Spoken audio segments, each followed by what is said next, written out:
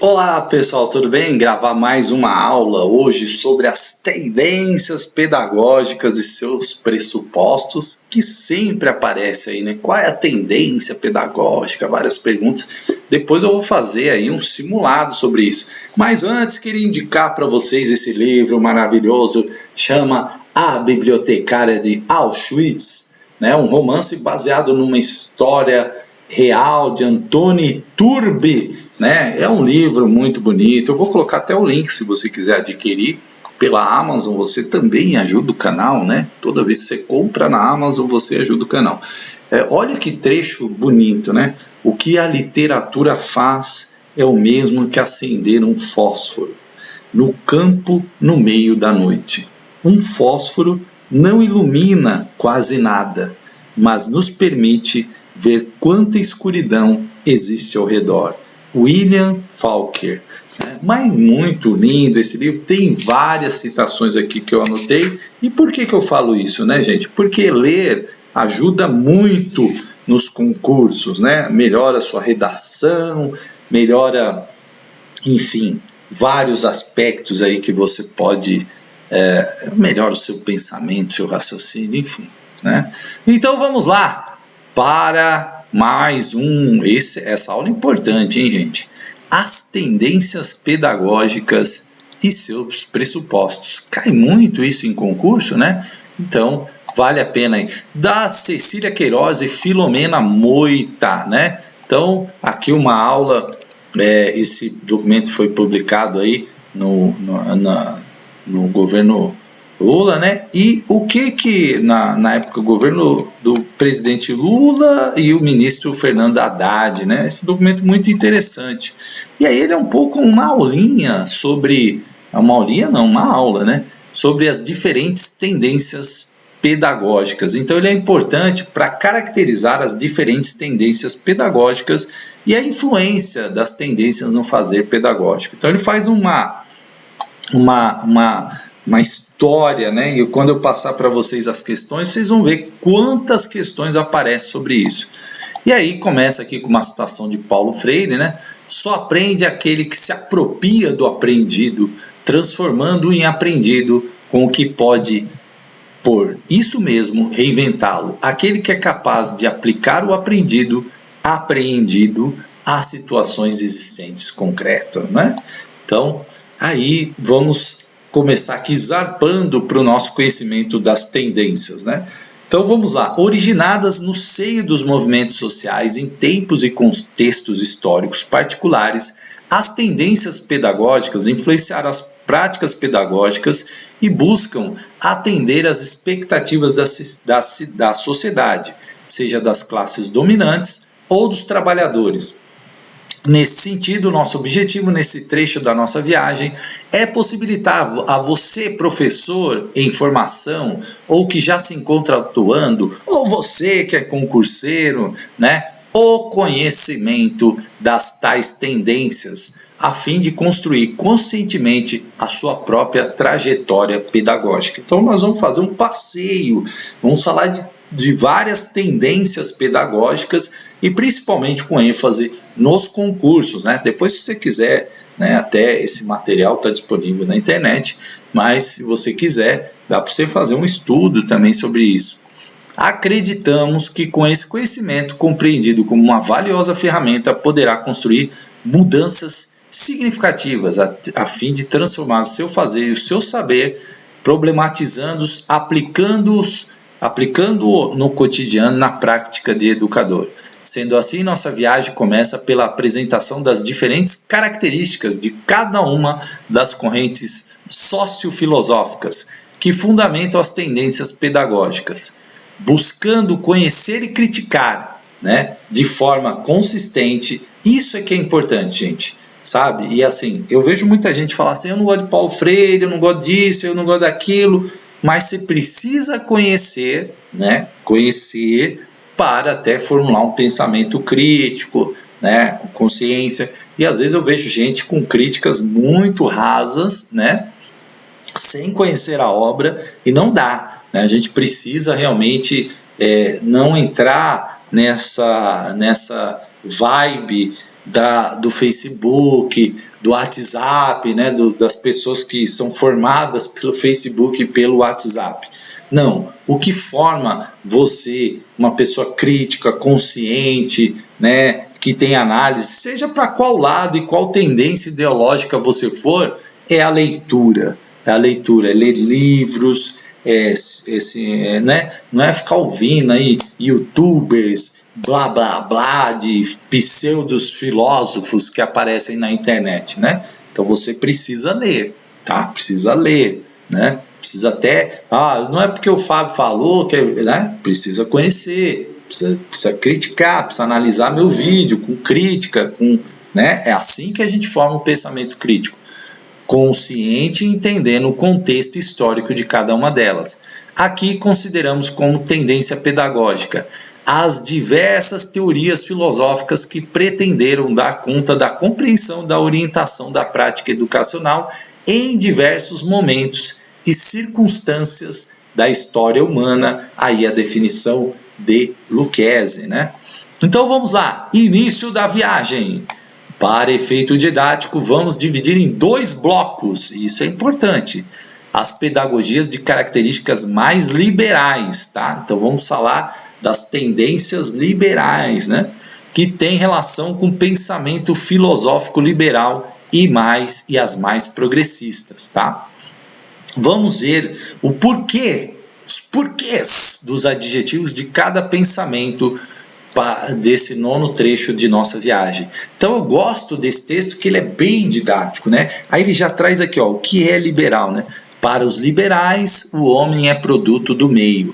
Ele e sua consciência se formam em suas relações acidentais, que podem e devem ser controladas pela educação, a qual deve trabalhar para a manutenção da ordem vigente, atuando diretamente com o sistema produtivo libâneo, né? Então, o pensamento liberal está mais ligado a essa questão do mercado, né? Da sociedade mais voltada aí para a economia, para o controle, né? Para a educação, numa visão até um tanto reprodutora, né, das classes sociais, enfim. Então vamos lá. As tendências pedagógicas liberais surgiram no século XIX sob forte influência das ideias da Revolução Francesa, igualité, liberté, fraternité, né? Ou igualdade, liberdade e fraternidade. Tá? Que era o lema da Revolução Francesa. E aí vale a pena lembrar que nesta época a Revolução Francesa, alguns chamam de Revolução Burguesa, né? Que está muito, que iria contra ali os reis, os absolutistas, né? Então era uma mudança ali que teve na sociedade. A Revolução Francesa é um marco histórico importante, aí, principalmente para o pensamento liberal. Receberam também contribuições do liberalismo no mundo ocidental e do sistema capitalista. Para os liberais, a educação e o saber já produzidos, conteúdos, são mais importantes, né? São mais importantes, eita, o mouse não está colaborando, são mais importantes que a experiência vivida pelos educandos no processo pelo qual aprende. Dessa forma, os liberais contribuíram para manter o saber como instrumento de poder entre dominador e dominado. As tendências pedagógicas liberais mais importantes são liberal tradicional e tendência liberal renovada. Aí você precisa marcar isso, tá? 2 tendências pedagógicas mais importantes, anota aí: liberal tradicional e tendência liberal renovada. Vamos ver o que é a tendência liberal tradicional. A tendência tradicional está no Brasil desde os jesuítas, tá? Desculpa aí, mas tá dando um creep aqui, né? Então eu vou tentar seguir aqui com vocês. Olha só, desde os jesuítas, né? E aí falando aqui, ó, Padre Manuel da Nóbrega, através da Companhia de Jesus, propôs o Ratio Studiorum, ou seja, um plano de ensino constituído de 2 etapas. E Ratio Studiorum, né? Studiorum é latim, aí eu não sei, né? Mas na primeira etapa ensinava-se português e a doutrina cristã e a escola de ler e escrever. Na segunda etapa, ensinava-se a música instrumental, o canto orfeônico descontextualizado da realidade dos alunos, né? Então era aquela, né, pegava lá, não tinha nada a ver, mas era português e doutrina cristã, primeira etapa. Depois, música instrumental e canto orfeônico, né? Então olha só como não tinha nada a ver com o contexto ali, né? E os jesuítas, o principal objetivo da escola era preparar os alunos para assumir papéis na sociedade.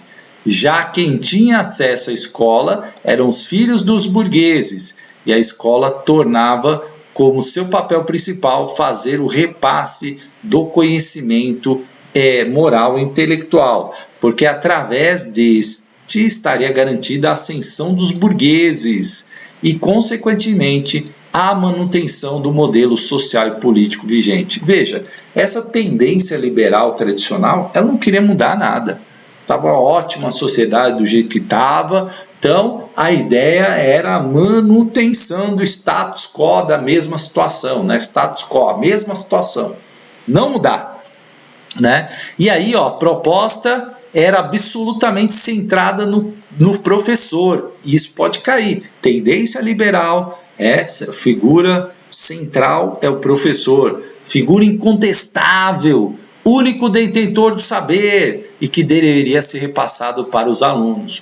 O papel do professor estava focado em vigiar os alunos, aconselhar, ensinar a matéria e o conteúdo, que deveria ser denso e livresco, e corrigir. Suas aulas deveriam ser expositivas, organizado de acordo com uma sequência física, baseada na repetição e na memorização. Então, olha só, que eu falo para vocês nas minhas aulas. Quando vamos falar de educação contemporânea no Brasil, educação atual, nós não podemos... nós temos que usar o DNA da educação. E o DNA da educação não tem nada a ver com repetição, memorização, sequência física, ensino de aula expositiva, figura centrada no professor. Se você vê isso em alguma alternativa de algum autor contemporâneo ou da legislação, você pode ver que está errado, a não ser que nós estejamos falando da tendência liberal tradicional. Aí sim, é aula expositiva, o professor que sabe tudo, né? É baseado na repetição, na memorização, conteúdo livresco, né?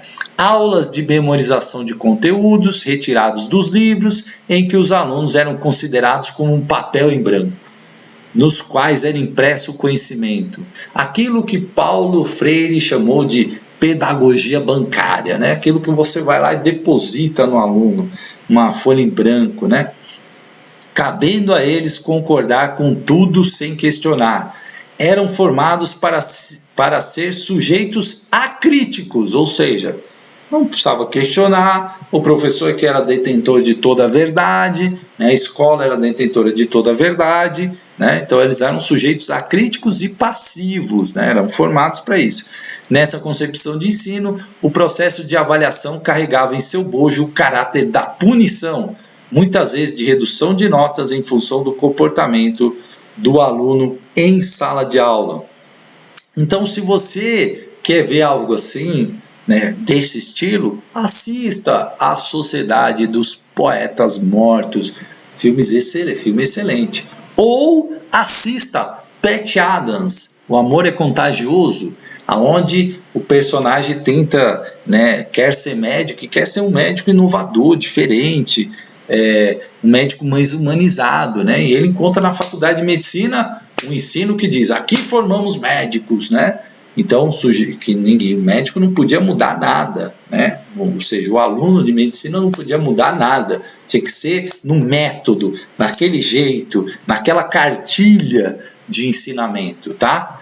Essa tendência pedagógica foi e é muito forte em nosso modelo de educação ainda hoje, tanto no ensino fundamental e médio como no ensino superior, que vive uma salada de concepções pedagógicas. E aí, por isso que eu dei a indicação desses dois filmes, né, que são importantes aí para você entender isso. Sabemos que os professores são frutos da sua formação escolar, social e política, e que esta reflete na sua prática pedagógica. quando esta não é pensada, refletida cotidianamente. Nesse caso, temos um ciclo vicioso. Formados sem reflexão, formam alunos sem reflexão também, né? Ao longo da história da educação, a tendência liberal tradicional sofreu várias críticas, a saber, os conhecimentos adquiridos fora da escola não eram considerados como primeiro passo para a construção de novos conhecimentos, como um caminho importante para a construção de saberes dotados de significado, era extremamente burocratizado, conteúdos, memorização, provas com normas rígidas.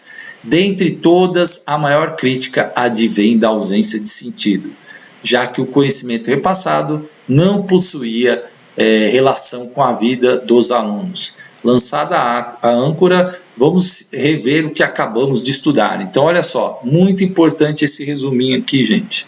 Vale a pena você anotar aí. Ó, papel da escola, preparar o intelectual. Papel do aluno, receptor, passivo, inserido em um mundo que irá conhecer pelo repasse de informações.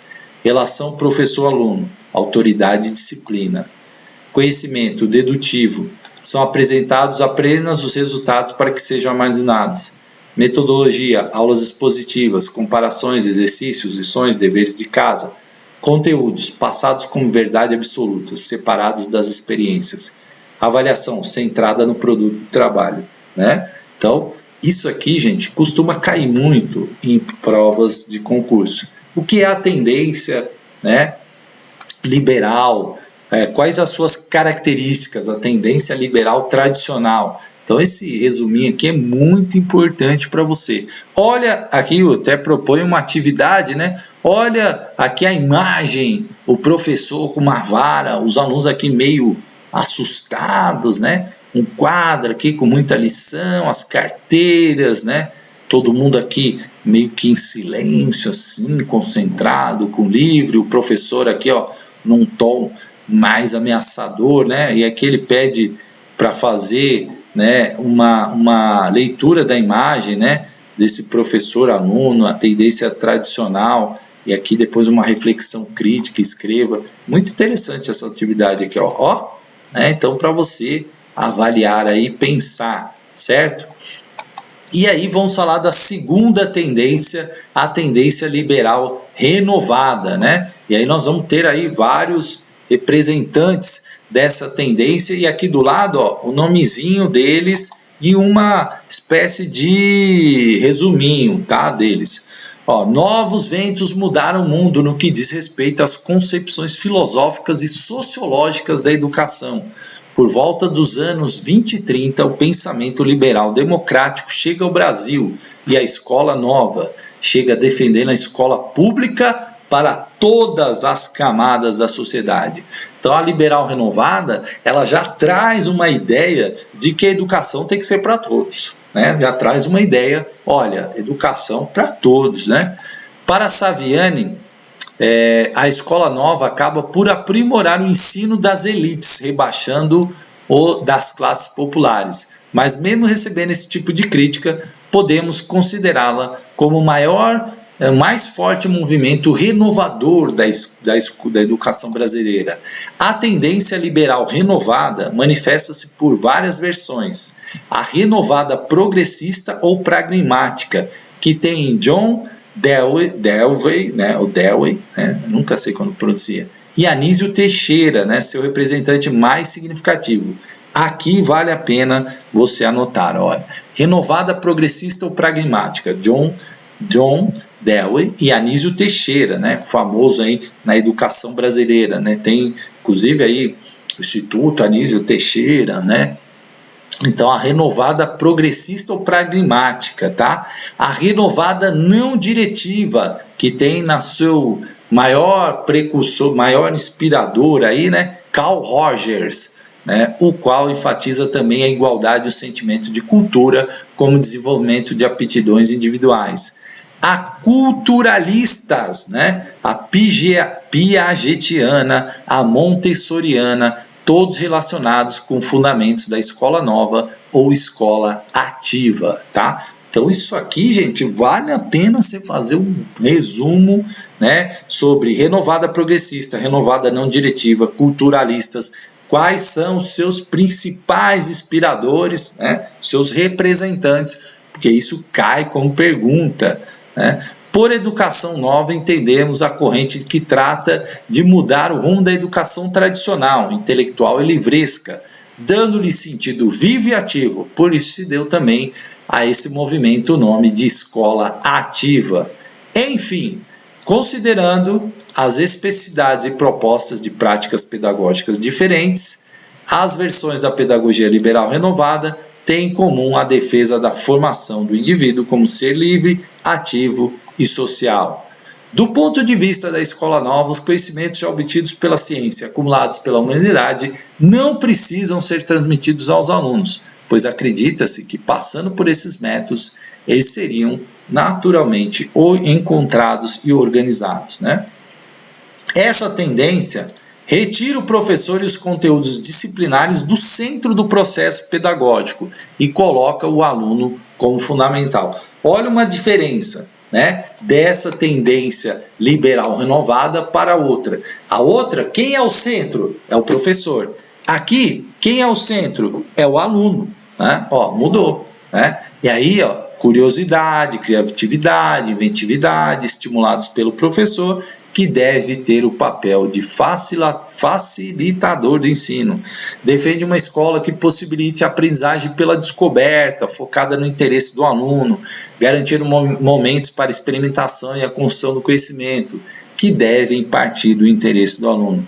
Essa concepção pedagógica sofreu e sofre distorções fortes por parte de alguns educadores. Muitos defendiam essa tendência, mas na prática abriam mão de um trabalho planejado, deixando de organizar o que deveria ser ensinado e aprendido como falsa desculpa de que o aluno é condutor do processo. Então, cuidado, né? Porque essa confusão existe. Principalmente aí na culturalista, método Piaget, cada um faz o que quer, deixa o aluno. Não. Tudo envolve um planejamento, tá? Um planejamento. Então vamos ver aqui, ó, John Dewey, né? Doutor em filosofia, defendia a ser de vital importância que a educação não se restringisse ao ensino do conhecimento como algo acabado, mas que o saber e as habilidades que os estudantes adquirem podem ser integrados à sua vida como cidadão, pessoa e ser humano. Esta junção de ensino com a prática cotidiana foi de grande contribuição para a escola filosófica do pragmatismo. No Brasil, desde os anos 30, o educador Anísio Teixeira sofre sob forte influência de suas ideias, né? Então, veja, Anísio Teixeira aí que tem um papel muito importante aí na educação brasileira. E o Carl Rogers, sua linha teórica é conhecida como abordagem centrada na pessoa. Defendia 3 condições como eficazes instrumentos de aperfeiçoamento da condição humana, em qualquer tipo de relacionamento, tais como na educação entre professor e aluno, no trabalho, na família, nas relações interpessoais em geral, tá? Então, importante você anotar isso aí, são 2 importantes comentários e resumos dessas pessoas que, né, pertencem aí às tendências, né, inspiram as tendências aí, a renovada progressista ou pragmática, o Joe Dewey, não sei como fala, e Anísio Teixeira e também Carl Rogers, né, que inspira aí a renovada não diretiva e a culturalista, que é a piagetiana e a montessoriana, tá? Então olha aqui, ó, papel da escola, adequar necessidades individuais ao meio, proporcionar experiências, cujo centro é o aluno, né? Papel do aluno, buscar, conhecer, experimentar, relação professor-aluno, clima democrático, o professor é um auxiliar na realização de experiências. Conhecimento, algo inacabado a ser descoberto e reinventado, baseado em experiências cognitivas, de modo progressivo em consideração. Metodologia, aprender experimentando, aprender a aprender. Conteúdos estabelecidos pela experiência e avaliação, foco na qualidade e não na quantidade no processo e não no produto. Então isso aqui já a LDB, né, tem essa parte, né, os resultados, né, devem ser avaliados na questão da qualidade e não da quantidade. E aí fala um pouco aqui sobre Piaget. Para o autor, a aprendizagem se dá através do equilíbrio entre assimilação e acomodação. Ó, importante definição aí de Piaget, resultando em adaptação. Ou seja, tudo que aprendemos é influenciado por aquilo que já tínhamos aprendido. A influência de Piaget na pedagogia é notável ainda hoje, principalmente através da obra de Emília Ferreiro sobre a alfabetização. No Brasil, suas ideias começaram a ser difundidas na época do movimento da Escola Nova, principalmente por Lauro de Oliveira Lima. Então, importantes. E aí tem aqui a terceira tendência que nós vamos falar, que é a tendência liberal tecnicista, tá? Então já vimos duas tendências liberais, vamos ver hoje as tendências liberais, depois a outra tendência. E aí a tendência liberal tecnicista começa a se destacar no final dos anos 60, e ela está muito ligada ao processo de industrialização. Ou seja, ao processo de necessidade, de formação técnica, de formação para o trabalho, uma formação mais manual, mais prática.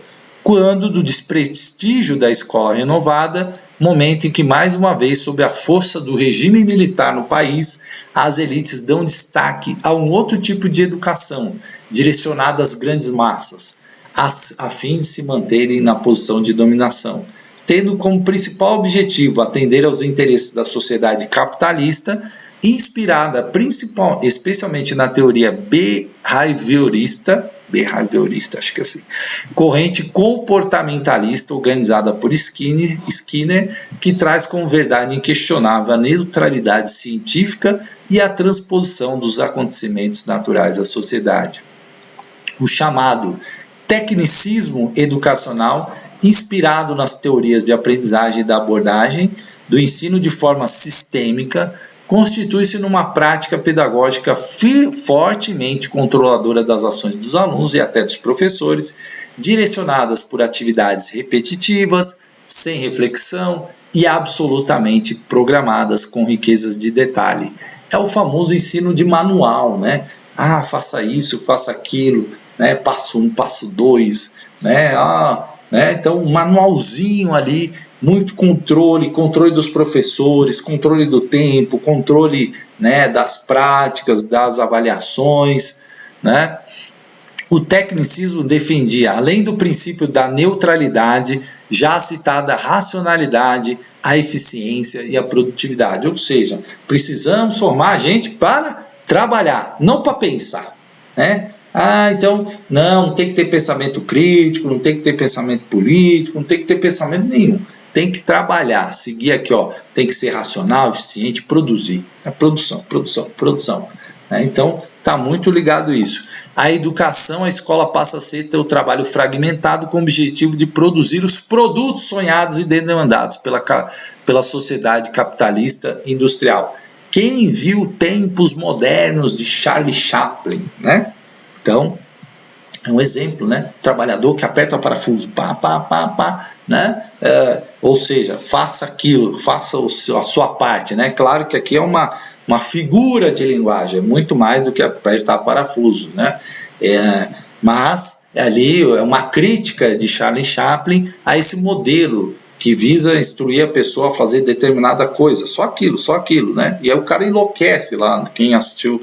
Se não assistiu, assista Tempos Modernos de Charlie Chaplin, que é uma forte crítica à sociedade capitalista, industrial, a essa produção, sem pensar, O cara inventa uma máquina até para o cara comer lá sem parar de trabalhar, Então, é meio essa loucura de que o tempo deve servir para produzir, Tais como o microensino, o teleensino, a instrução programada, entre outros, subordina a educação à sociedade capitalista, tendo como tarefa principal a produção de mão de obra qualificada para atender ao mercado, trazendo para os alunos as consequências perversas a saber, A sociedade passou a atribuir à escola e sua tecnologia toda a responsabilidade do processo de aprendizagem, negando os saberes trazidos pelos alunos e pelos professores, né? Então, nós aprendemos desde que nascemos, né?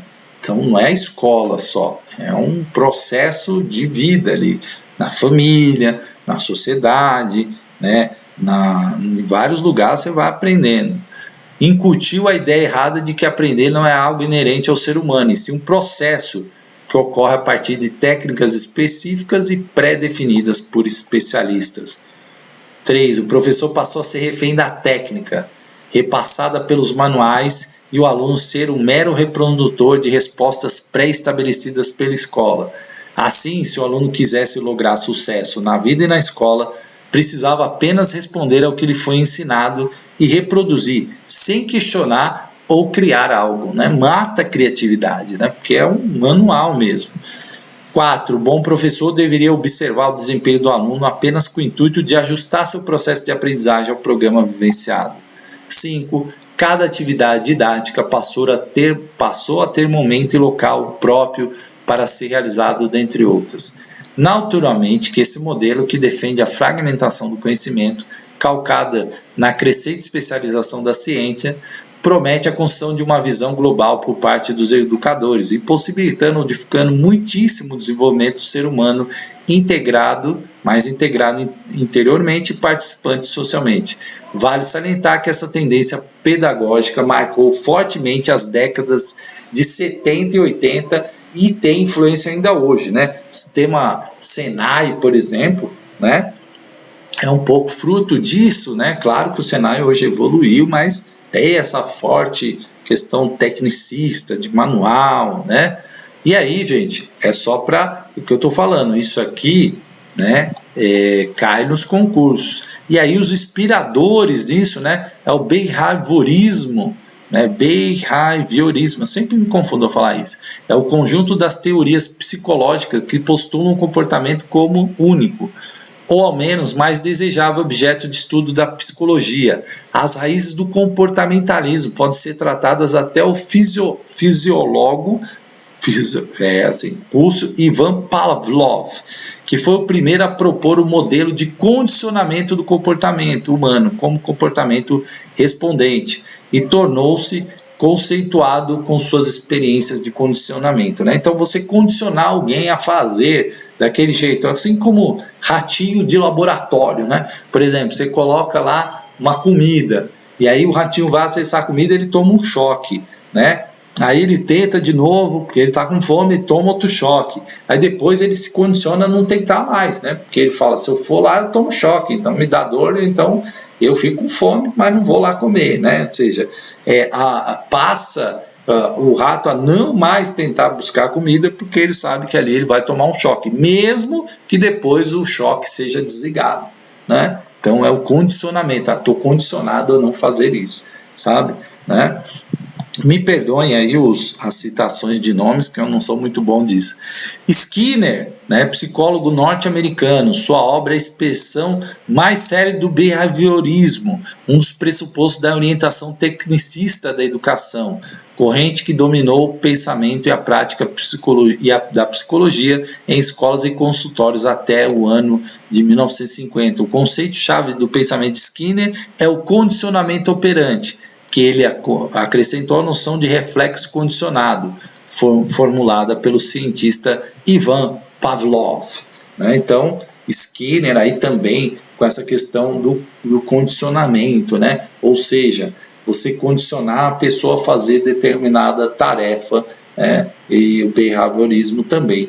Então, são duas influências aí dessa tendência liberal tecnicista, né? Que reduz aí praticamente o ser humano a um técnico, né? Ao professor, a um aplicador de manual. Então, olha só, papel da escola, produzir indivíduos competentes para o mercado de trabalho. Vê como essa visão é restrita, né? Por quê, gente? Porque o mercado de trabalho atende o quê? A economia, né? É importante, sim, mas Só isso não, a gente precisa produzir indivíduos que pensem, que tenham um pensamento crítico. Até porque se a gente pensar só no mercado de trabalho, o ser humano tem feito isso muito ao longo do tempo, a gente vai destruindo a natureza, a gente não vai pensando em meios sustentáveis, né? Então, né? Papel do aluno, copiar bem, reproduzir o que foi instruído fielmente. Relação professor-aluno. O professor é o técnico responsável pela eficiência do ensino e o aluno é o treinando. Conhecimento, experiência planejada. O conhecimento é resultado da experiência. Metodologia, excessivo uso da técnica para atingir objetivos instrucionais. Aprender fazendo, cópia, repetição, treino.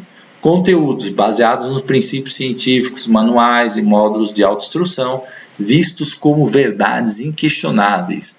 Avaliação, uso de vários instrumentos de medição, mas pouco fundamentados. Confiança apenas nas informações trazidas no livro didático, né? Então, isso aqui tudo é muito importante você saber cada tendência, cada característica, papel, para você ir bem na prova, tá? E aqui, ó, assista ao filme com seus colegas. Ele dá uma dica de filme aqui, né? Ao mestre com carinho. Importante, se você não assistiu esse filme também, esse é clássico, né? Vale a pena você assistir. É um jovem professor que enfrenta alunos indisciplinados e desordeiros. Neste filme clássico que refletiu alguns dos problemas e medos dos adolescentes dos anos 60. Sidney Poitier tem uma de suas melhores atuações como Mark Thackeray, um engenheiro desempregado que resolve dar aulas em Londres, no bairro operário de West End. A classe liderada por Dan, Christian Rhodes, Pamela e Bárbara, né, estão determinados a destruir Thackeray como fizeram com seu predecessor, ao quebrar-lhe o espírito. Mas Thackeray, acostumado a hostilidades, enfrenta o desafio tratando os alunos como jovens e adultos que em breve estarão se sustentando por conta própria quando recebe um convite para voltar à engenharia e ele decide, né, se pretende continuar. Um filme aí clássico, muito importante para você acompanhar. Tá bom, gente?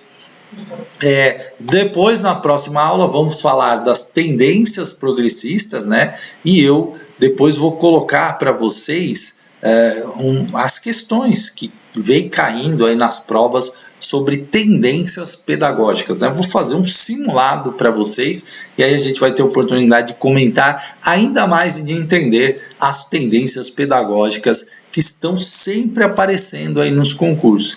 E tudo isso, gente, claro, é importante você conhecer, a gente trazer o pensamento, né? Tem gente que discorda, tem gente que concorda, tem gente que fica bravo, né? Diz seus comentários são tendenciosos. Não, gente, meus comentários são a minha opinião, apenas a minha opinião, e claro que eu não vou concordar com a tendência liberal, né, conservadora, lógico que não, por conta da minha formação, né? Então, mas respeito todos aqueles que pensam de forma diferente da minha, né? Claro, sempre que a pessoa vai ler, né? Eu li muito pensamento liberal, gosto de pensadores liberais, apesar de discordar de boa parte deles, eu adoro ler como eles elaboram, né, como eles pensam a sociedade, a vida, entender como eles pensam, né? É diferente da forma que eu penso, mas é válido a gente aprender, tá bom? Um grande abraço e depois vamos para a segunda parte deste vídeo, não perca!